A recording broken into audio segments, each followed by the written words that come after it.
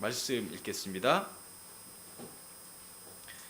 베드로전서 1장 1절부터 12절까지 말씀 한 절씩 교독하도록 하겠습니다. 신약성경 베드로전서 1장 1절부터 12절까지 말씀입니다.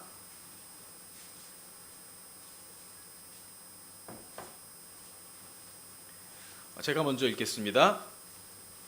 예수 그리스도의 사도 베드로는 본도, 갈라디아, 갑바도기아, 아시아와 비두니아에 흩어진 나그네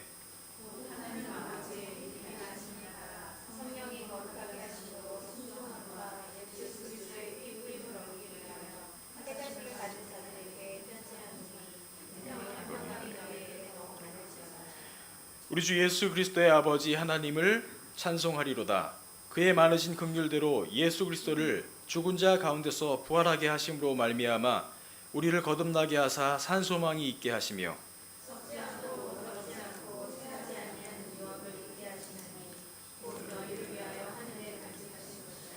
너희는 말세에 나타내기로 예비하신 구원을 얻기 위하여 믿음으로 말미암아 하나님의 능력으로 보호하심을 받았느니라.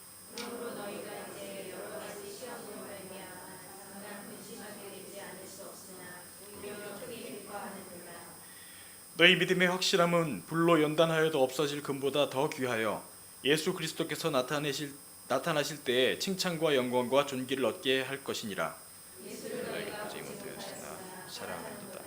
이제도 보지 못하나 믿고 말할 수 없는 영광스러운 무지가 바라보라. 믿음의 결국 곧 영혼의 구원을 받음이라.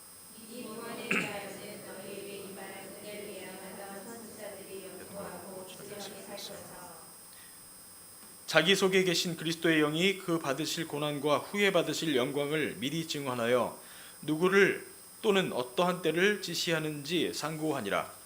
이 섬긴 바가 자기를 위한 것이 아니요 너희를 위한 것임이 계시로 알게 되었으니 이것은 하늘로부터 보내신 성령을 힘입어 복음을 전하는 자들로 이제 너희에게 알린 것이요 천사들도 살펴보기를 원하는 것이니라. 아멘. 여러분 민들레꽃 아시죠? 1, 2부 때 많이 아셨죠? 민들레꽃을. 예, 그리고 민들레꽃도 꺾어 보셨을 겁니다. 많이 꺾어 보셨죠? 민들레꽃. 어렸을 적에 이렇게 동그랗게 피어 있는 민들레를 발견하려 치면 조심스럽게 이렇게 꺾어서 그게 날아갈까봐 조심 이렇게 손으로 가리고 집에 왔었던 기억이 납니다. 참 신기하게도 꼭 집에 오는 길에는 누구를 만나게 되죠. 저의 그 친구. 가만히 두지 않죠. 그 친구가. 저는 이렇게 살살 가는데 그 친구가 꼭 화다닥 달려와서 훅 불어버립니다. 저의 그 예쁜 민들레를 불어서 날려버리고 동그랗고 귀엽던 저의 그 민들레 송이는 하늘로 높이 날아오릅니다. 여러분 오늘 혹시 민들레 하면 떠오르는 단어가 또 있으신가요? 뭐가 떠오르시죠? 여행이 떠오릅니다. 저는. 민들레 홀씨가 날아오르는 그 모습 속에서 먼 길 나서는 그 낯선 여행자의 모습이 느껴지는 것 같습니다. 이제 후 불게 되면 여행을 시작하게 되는 거죠. 여러분 여행을 좋아하시죠? 자주 가시고요. 저희 집은 여행을 잘 모르고 살았답니다.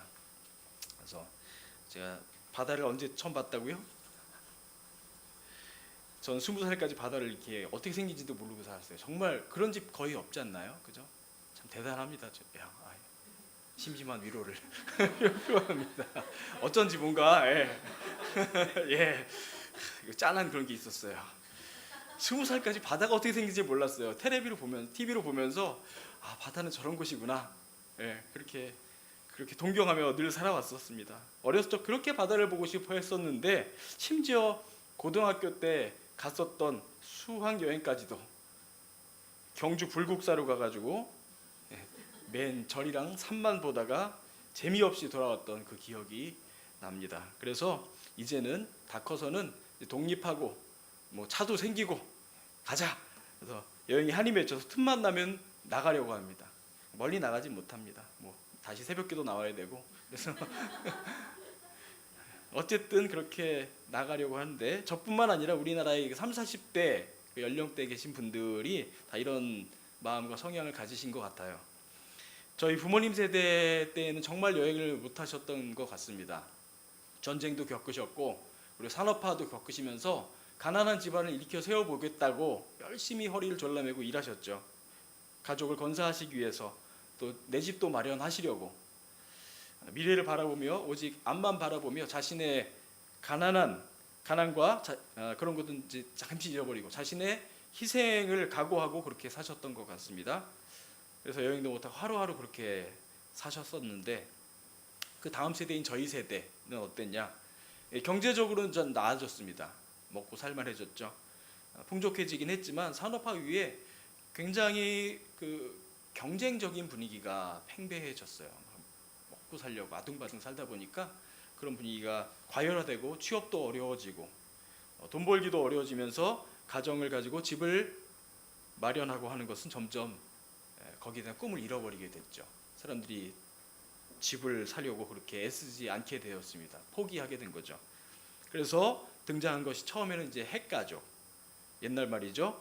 우리 기러기 아빠 이런 말도 나오고 이제 그렇게 뿔뿔이 흩어져 사는 가족들이 생겨나게 되었고, 이제 그 나홀로, 혼밥, 혼술, 혼영 이런 단어들이 유행하고 욜로족이라는 단어도 유행하게 되었습니다. 이제 욜로 다 아시죠? 네, 욜로 무슨 말이죠 이게? 약자죠. 영어 약자입니다. 이니셜 YOLO, 욜로. You only live once. 그죠? 맞나요? You only live once. 당신은 단 한 번밖에 살지 못한다. 인생 한 번이다. 한 번 사는 인생을 마음껏 즐겨라. 현재를 즐겨라 하는 말입니다. 욜로. 취업이 보장되지 않고 정년도 보장되지 않고 내 집장만도 보장되지 않는 이 세대 가운데에서 미래를 위해서 참겠다는 것은 이제는 잘 통하지 않는 말입니다. 청년들아 희망을 가져라. 미래를 위해서 참아라. 안 통합니다. 이제는 청년들한테. 모르시는 말씀이에요. 청년들이 얼마나 힘든지 아십니까? 라고 그런 말씀 절대로 청년들한테 하시면 안 돼요. 청년의 야망을 가져라. 뭐 미래를 꿈꿔라. 안 됩니다. 청년들 다 포기했어요. 인간의 기본적인 욕구조차 다 포기했잖아요. 그죠? 뭐 3포 세대, M포 세대까지 다 포기했어요. 기본적인 욕구. 그냥 결혼하고 싶은 게 저희 세대 때는 일반적인 바램과 욕구였어요. 꿈이었어요. 그죠? 뭐 잘 살든 못 살든 난 언젠가 결혼할 거야. 결혼을 꿈꾸지 않게 됐어요. 너무 슬픈 일이죠. 결혼해도 나 애 낳지 않겠다. 내 후손 보고 싶은 게 우리 꿈 아니, 그 자연스러운 본능 아닙니까? 근데 그거 다 포기했어요. 점점 살기가 힘들어집니다. 그래서 미래를 위해서 지금 현재를 희생하기보다는 현재를 즐기려는 사람들이 점점 많아지게 되었습니다. 이 욜로족이라 불리는 사람들이 그런 사람들이죠. 지금 당장의 행복을 추구하는 사람들. 건강보다 맛을, 당장의 행복을 더 추구하는 사람들입니다. 먼 훗날의 행복보다 지금 행복이 더 중요하다. 그리고 남보단 자신. 내가 남 돌볼 시간이 어딨냐. 내가 결혼해서 내 짝 어떻게 돌보냐. 내 자식 어떻게 돌보냐. 내 이웃? 아니야, 나부터 살아야지. 이런 마음을 갖게 되어버렸습니다. 그리고 미래보다는 현재를 중시하는 그런 태도를 가지고 살아갑니다. 불확실한 미래보다 현재에 집중해서 내 집 마련을 포기하게 되니까 어떻게 되었죠? 내 집 마련 포기한 그 돈으로 이제 전셋집을 꾸미는 겁니다. 막 1, 2천만 원 들여서 리모델링하고 그냥 이왕 못할 거 지금 사는 현재를 즐기자 해서 막 투자하는 겁니다. 거기다가 고가의 물건들을 사고 고가의 취미생활을 즐기고 사표 내고 세계 일주를 하고. 해보셨나요? 전 사표 내고 동해 일주는 한번 해봤는데요. 하나님께서 또 이렇게 먹이시더라고요. 입히시고. 뭐 누굴 통해서였지만 그래도 하나님께서 책임지시는 것을 조금 경험했습니다. 저는 참고로 이제 사역을 이전 교회에서 6년을 했습니다. 한 교회에서. 그전 평신도로 있었던 것까지 한 8년이 있었거든요. 그래서 너무 이제 6년 동안 사역을 하다 보니 잘 못하는 사역이지만 지치더라고요. 그래서 사표를 내고 사임을 하고, 목사님이 너 어디 딴 데 자리 받냐? 아닙니다. 목사님 저 힘들어서 쉽니다. 그래서 무조건 쉬었어요. 일개 교육전도사가 안식년을 가졌죠. 우리 목사님 안식년이신데 지금 교회 사정 보시느라고 1년 쉬지 못하시잖아요, 그죠? 뭐 2주 갔다 오시고 뭐 한 달 다녀오시고 이러시는데 저는 그냥 통으로 그냥 무임으로 쉬었어요. 그냥 노페이. 그래도 하나님께서 다 어떻게 먹이고 입히시 안 죽었잖아요, 그죠? 하나님께서 어느 정도 이제 이 욜로족들은 약간 다른 포기겠죠. 희망을 잃어버리고 뭐 하나님을 의지한다기보다는 그래서 그렇게 살아갑니다. 전셋집을 팔아 전셋집 그마저도 전셋집 방을 빼버립니다. 빼고 그 돈으로 캠핑카를 사서 캠핑카 사보셨나요? 너무 잘 나오더라고요. 캠핑카를 사서 1년 동안 전국 일주를 합니다. 이렇게 한번 살아보자. 이런 사람들이 늘어나고 있습니다. 어떻게 보면 멋있는 삶 같습니다. 굉장히 한번 해보고 싶은 삶이에요. 저도 낯선 곳을 여행하는 그 나그네처럼 뭔가 그런 게 있잖아요, 그죠? 운치가 있잖아요. 참 멋지게 살아갑니다. 이 욜로족들은 자신이 원하는 대로 여행을 합니다. 자신의 뜻대로. 그런데 오늘 말씀은요, 어디로 가긴 가는데 자신의 의지와는 상관없이 타지에 가서 살아야만 했던 사람들의 이야기입니다. 오늘 말씀에 나오는 이스라엘 사람들은 디아스포라 유대인들입니다. 디아스포라라는 말의 뜻은 무엇일까요?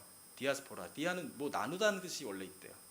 근데 어디 너머란 뜻도 있고, 그리고 스페로란 단어가 디아랑 이제 합쳐졌고 된 합성어인데 디아스포라가 그 씨를 뿌리다는 파종하다는 뜻의 그 단어랍니다. 어디 넘어서 파종을 하다.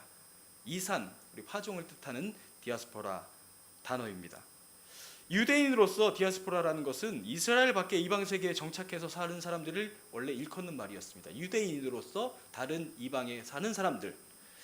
마치 민들레홀씨가 바람에 흩어져 어딘지 모를 곳에 떨어져 심겨지는 것처럼 뭔가 타이에 의해서 타지로 옮겨져서 그곳에 살게 된 사람들, 디아스포라. 전쟁의 패배로 인한 포로로서 강제 이주, 지진 등의 천재지변 등에 의한 주거 이동, 망명, 투옥, 추방 등에 의해서 흩어진 사람들. 특히 이 디아스포라 유대인들은 북이스라엘이 아수르에 패망하면서부터 이제 본격적으로 이제 디아스포라가 됐다고 합니다. 이스라엘 백성들이 하나님 말씀을 참 잘 안 들었죠. 성경을 읽어보면 하나님이 은혜 주시면 또 막 마음껏 죄 짓다가 좀 이제 고생하면 다시 돌아오고 그런 걸 수없이 반복하다 결국은 원래 남유다와 북이스라엘, 이게 남과 북으로 나눠졌었죠. 북이스라엘이 먼저 망하게 됩니다. 아수르에 의해서. 그래서 그 아수르의 민족 혼합 정책에 의해서 완전히 섞여버리죠, 민족이. 그러다가 결국은 남유다마저도 바벨론에 의해서 포로가 되게 됩니다. 그래서 이 디아스포라가 본격화되게 되었는데 이렇게 팔레스타인을 떠나 세계 각지에 흩어져 살면서 유대교의 규범과 생활 관습을 유지하는 유대인을 가리키는 말이 본래 디아스포라였지만 지금은 그 의미가 확장되었습니다. 그래서 본토를 떠나서 꼭 유대인이 아니더라도 타국에서 자신의 어떤 규범과 관습을 유지하며 살아가는 공동체 집단 또는 그 거주지를 가리키는 말로 사용되기도 합니다. 오늘 말씀은 이 디아스포라 유대인들에게 베드로가 썼던 편지의 서두입니다. 그 앞에 머릿말이죠. 예수 그리스도의 수제자 베드로가 쓴 이 편지는 네로에 의해서 기독교 박해가 시작되던 막 그 시점 AD 64년경 로마 제국에서 시작된 그 박해의 불길이 로마 제국 전역으로 퍼져나가던 그때에 쓰여졌습니다.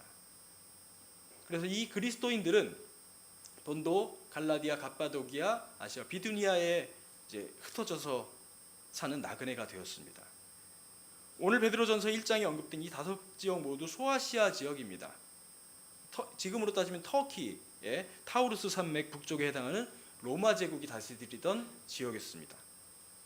어쨌든 이렇게 베드로는 여러 지역에서 고난 중에 있는 이 디아스포라 성도들을 위로하여 믿음의 승리를 이루게 하려고, 그리고 고난 저 너머에 있는 영화로운 구원을 바라보게 할 목적으로 오늘 베드로전서를 썼습니다. 그래서 이 베드로전서는 소망의 서신, 위로의 서신이라고도 합니다. 자, 그러면 오늘 말씀 1절을 한번 읽어보겠습니다. 다 같이 한번 한 목소리로 읽어보겠습니다. 시작. 예수 그리스도의 사도 베드로는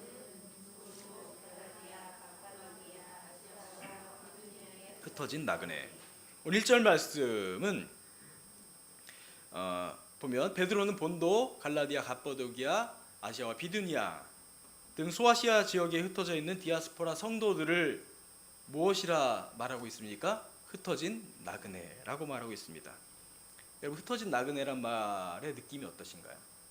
뭔가 정처 없고 처량하고 마치 버림받은 것만 같은 그런 느낌이 들지 않으시나요? 그래서 로마 기독교 박해로 흩어진 이 그리스도인들은 마치 하나님께 징계를 받고 버림받은 것처럼 느꼈을지 모르겠습니다. 스스로를. 내가 예수님을 믿었는데, 이제 하나님의 자녀가 되었는데 어쩌다가 난 또 이렇게 흩어져서 고생하게 되었는가라고 아마 속으로 생각했을지 모르겠습니다. 어떤 그런 패배감, 자괴감 이런 걸 느끼고 있었을지 모르겠습니다. 그러나 베드로는 그렇게 흩어진 사람들에게 곧이어서 이렇게 말하고 있습니다. 2절 말씀입니다. 한번 다 같이 또 읽어보겠습니다. 곧 하나님 아버지의 미리 하심을 따라 성령이 거룩하게 하심으로 순종함과 예수 그리스도의 핏부림을 얻기 위하여 택하심을 받은 자들에게 편지하노니 은혜와 평강이 너에게 더욱 많을지어다. 아멘. 1절에 나오는 흩어진 나그네, 그리고 2절에 나오는, 이절은 뭐라고 있죠? 이 사람 똑같은 사람들을 택하심을 받은 자들이라고 표현하고 있습니다. 이 흩어진 나그네라는 말과 택하심을 받은 자들이란 말이 잘 어울리지가 않죠. 그죠? 하지만 오늘 베드로는 아무렇지도 않은 듯이 이 두 단어를 같이 사용하고 있습니다. 흩어진 나그네와 택하심을 받은 자들. 하나님을 믿는 하나님의 백성이 전쟁에 패합니다. 그리고 포로가 되고 박해를 받아서 약속의 땅인 이스라엘을 떠나서 정처 없이 흩어져서 나그네처럼 방황하고 있는 상황입니다. 우리는 버림받았나 보다, 우리는 저주받았나 보다 라고 좌절하고 있는 이 이스라엘 백성을 향해서 베드로는 강력하게 말하고 있습니다. 여러분 바로 택하심 받은 자들입니다 라고 말입니다. 하나님 말씀 따라 선하게 살면 복을 받고 하나님 말씀대로 살지 않고 악하게 살면 벌을 받습니다. 우리가 다 알고 있는 그런 말입니다. 그죠? 여러분 다 그렇게 동의하시죠? 아닙니까? 근데 그렇지 않을 때가 있다는 게 문제입니다. 어떤 공식처럼, 수학 공식처럼 착하게 살면 복 받고 악하게 살면 벌 받고, 이게 그냥 단순하면 참 좋겠는데 이 세상 사는 일이 그렇지가 않다는 겁니다. 예수님도 제자들을 부르시고 성령의 능력, 권세를 주시면서 복음 전파를 위해서 파송하실 때, 제자들을 파송하실 때 이 사실을 말씀해 주셨습니다. 너희가 정말 좋은 뜻 아닙니까? 복음을 전파하러 성령의 인도하심 따라가는데, 근데도 너희가 고난받을 것이다 라고 먼저 말씀해 주고 계셨습니다. 그 길은 좁은 문 좁은 길이다. 내가 너희 보낼 때 보내는 것이 마치 양떼를 이리 가운데 보내는 것 같다. 마음이. 너희가 공회에 넘겨질 수도 있다. 재판장에 넘겨질 수도 있다. 억울하게. 그리고 억울하게 채찍질 당할 수도 있다. 내 이름으로 말미암아서 모든 사람에게 미움을 받을 것이고 박해도 받을 것이다 라고 말입니다. 택하심을 받은 자들이 약속의 땅 가나안 땅에서 하나님 말씀을 붙들고 살아도 안정적으로 모여서 잘 살지 못하고 고난을 당하고 흩어질 수도 있다는 것입니다. 여러분, 우리 이렇게 삼부 예배까지 나와서 말씀 잘 이렇게 들으시고 예배 열심히 아까 찬양하시고 기도도 하시고 매일 새벽마다 나와서 부르짖으며 기도하셔도 고난을 당할 수가 있다는 것입니다. 너무나 좀 아픈 말이지만 그게 우리의 현실인 것입니다. 예수님께서 제자를 보내실 때 하신 말까지도 그러지 않으셨습니까? 너희가 고난받을 것이다. 오늘 말씀의 뉘앙스는 그냥 흩어질 수도 있다 뭐 그런 말이 아니라 오히려 이런 것 같습니다. 너희가 흩어지기 위해서 택하심을 받았다 라고 말입니다. 오늘 말씀에서 베드로는 택하심을 받은 하나님의 백성으로서의 그 정체성에 대해서 말해주고 있고, 그리고 여러 가지 시험으로 말미암아 근심하게 될 수도 있다. 하지만 그건 잠깐이다. 그리고 또 오히려 크게 기뻐하는 성도들의 그 삶의 모습과 그 택하심의 목적에 대해서 오늘 본문은 말해주고 있습니다. 여러분, 그리스도인들은 무엇을 위해서 택함을 받았을까요? 여러분은 무엇을 위해 택함을 받으셨나요? 하나님께서는 왜 여러분을 택하셨나요? 우리 9절 한번 읽어보겠습니다. 다 같이 9절 말씀입니다. 믿음의 결국 곧 영혼의 구원을 받음이라. 하나님께서 우리들을 택하신 이유가 먼저는 우리의 구원을 위해서라는 것입니다. 믿음의 결국 곧 영혼의 구원을 받음이라. 구원, 되게 뭘까 하다가 되게 싱겁게 구원이야 이렇게 말하는 것 같지만, 너무나도 단순하게 싱거울 정도로 이렇게 베드로는 말을 하고 있어요. 담담하게. 진리는 단순합니다. 그리고 베드로는 또 이렇게 말합니다. 그 구원은 참 우리의 산 소망이 된다. 썩지 않고 더럽지 않고 쇠하지 않은 너희가 받을 유업이다. 근심 후의 기쁨이고 고난 후의 영광이라고. 그리고 이 구원이 천사도 흠모할 만큼 얼마나 소중하고 귀한 것인지에 대해서 아무런 주저함 없이 말해주고 있습니다. 너무나 단순한 진리지만 우리가 세상을 살다 보면 이 단순한 진리를 자신 있게 말하지 못할 때가 있습니다. 너 구원받았다며? 왜 구원받았어?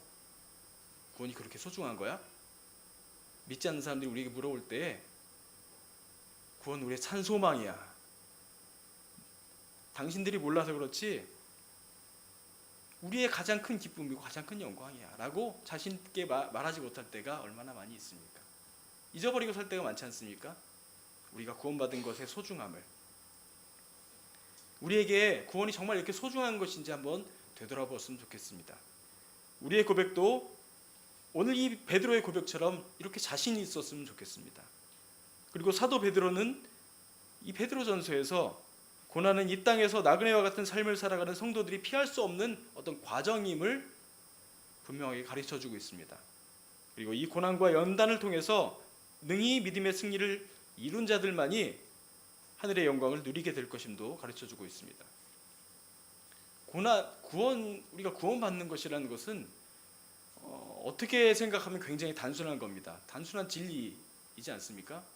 우리 예수님을 구주로 모시기만 하면 구원받는다. 진리입니다. 그런데 여러분, 구원받으면 사실 한번 생각해 보셨나 이런 거? 제일 좋은 거는 예수님 믿으시겠습니까? 그러면 예, 믿겠습니다 라고 하는 순간 팍 죽는 거 생각해 보셨습니까? 저는 한번 생각해 봤습니다. 저 예수님 믿습니다 그럼 딱 바로 죽고서 천국 가는 거예요. 그게 가장 좋지 않을까요?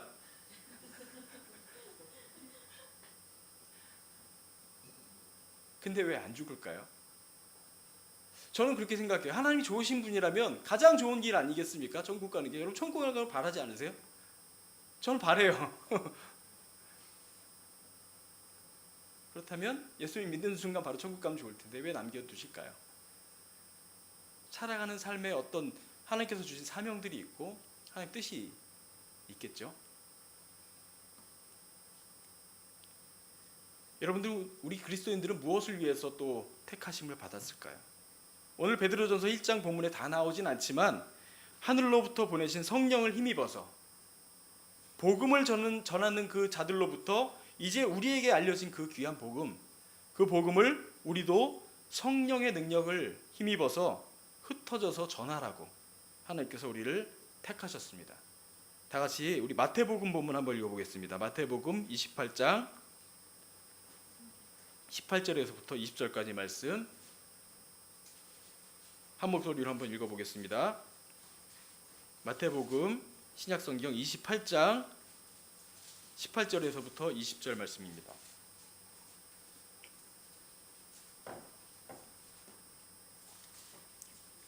한 목소리로 읽어보겠습니다. 예수께서 나와 말씀하여 이르시되 하늘과 땅의 모든 권세를 내게 주셨으니 그러므로 너희는 가서 모든 민족을 제자로 삼아 아버지와 아들과 성령의 이름으로 세례를 베풀고 내가 너에게 분부한 모든 것을 가르쳐 지키게 하라. 볼지어다 내가 세상 끝날까지 너희와 항상 함께 있으리라 하시니라. 아멘. 우리 한 군데만 더 읽어볼까요? 외우시는 분들은 그냥 외우셔도 됩니다. 사도행전 1장 8절 말씀입니다. 오직 성령이 이렇게 시작됩니다. 신약성경 사도행전 1장 8절 말씀입니다.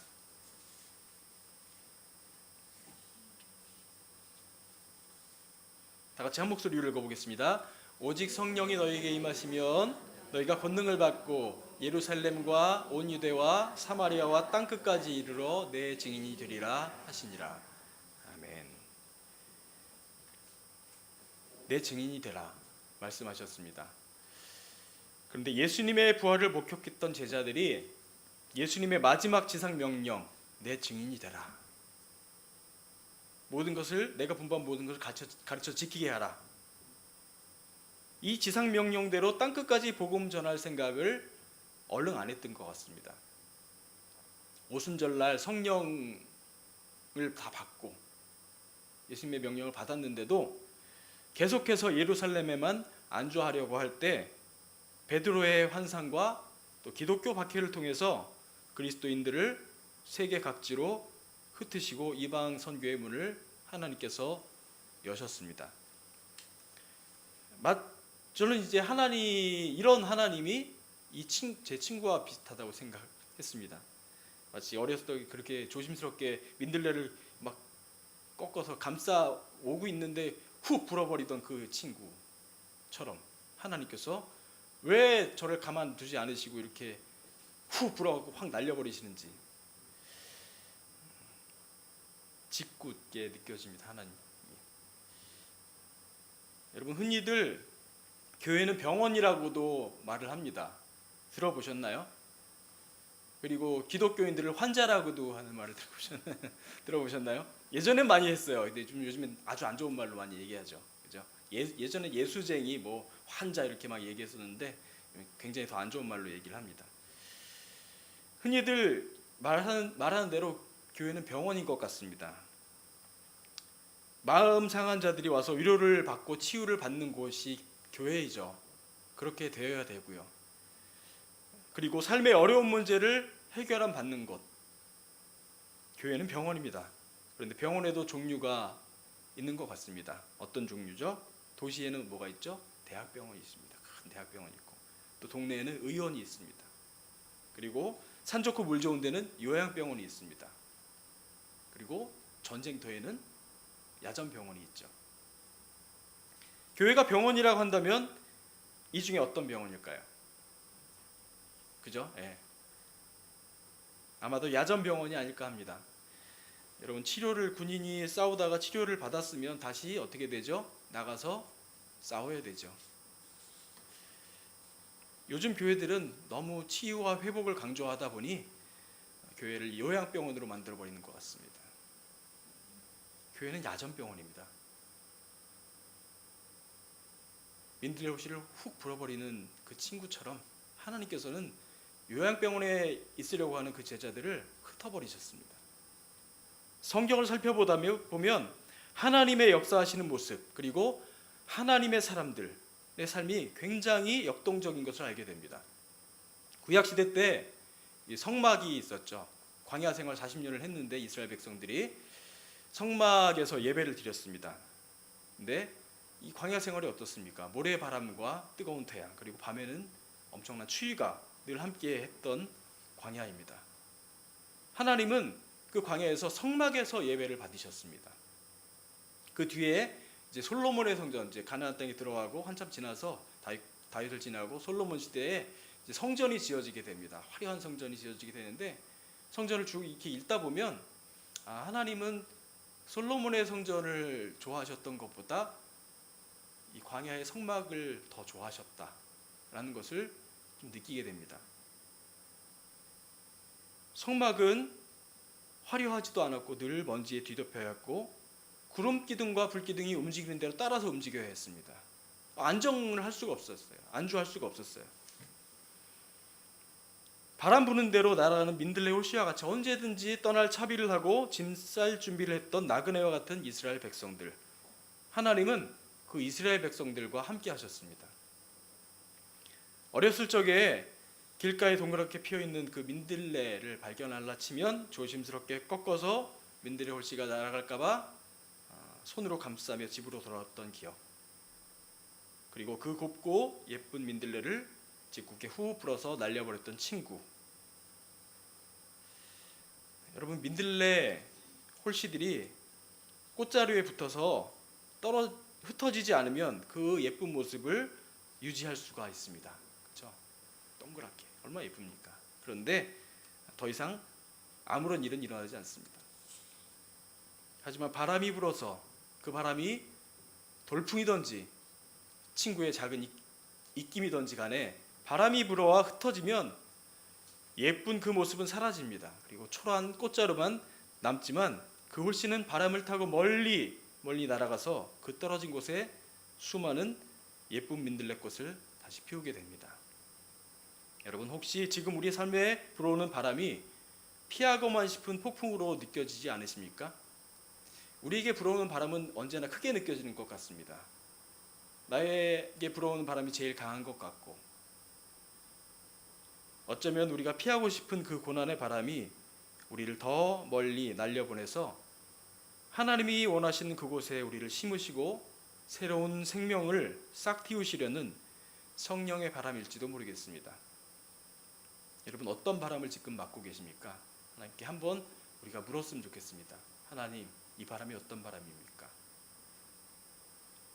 여러분, 뜻하지 않게 우리 인생에 바람이 불어온다면 우리가 그래도 하나님 말씀대로 살아보겠다고 살다가 또 하나님과 동행하다가 뜻하지 않은 고난을 받아서 우리가 어딘가에 있게 된다면 우리가 그 어디로 날아가든지 우리가 날아간 그곳이 하나님의 교회, 하나님의 나라가 될 것입니다. 귀한 구원의 복음을 우리 안에만 품고 있는 것이 아니라 바람에 흩날려가는 민들레 홀씨처럼 성령의 바람을 타고 교회와 가정을 넘어 학교와 직장으로 우리의 이웃들이 사는 삶의 자리로 우리의 지경을 넓혔으면 좋겠습니다. 여러분, 은혜 많이 받으셨죠? 주일날 우리 날아갔으면 좋겠습니다. 제가 불진 않겠습니다. 성령의 인도하심을 구하고 날아갔으면 좋겠습니다. 생명이 또 다른 생명을 낳는 놀라운 하나님의 구원 역사를 경험했으면 좋겠습니다. 민들레 홀씨와 같이 성령의 인도하심을 따라 우리가 하나님께서 우리를 갖다 심으신 그곳에서 우리가 자신보다는 하나님과 이웃을 더 사랑하고 이 생의 쾌락보다는 천국의 소망을 품고 생명이 또 다른 생명을 낳는 놀라운 하나님의 구원 역사를 이루며 삶의 현장을 하나님의 나라로 만들어 가시는 저와 여러분 되시기를 바랍니다. 기도하시겠습니다. 사랑의 주님,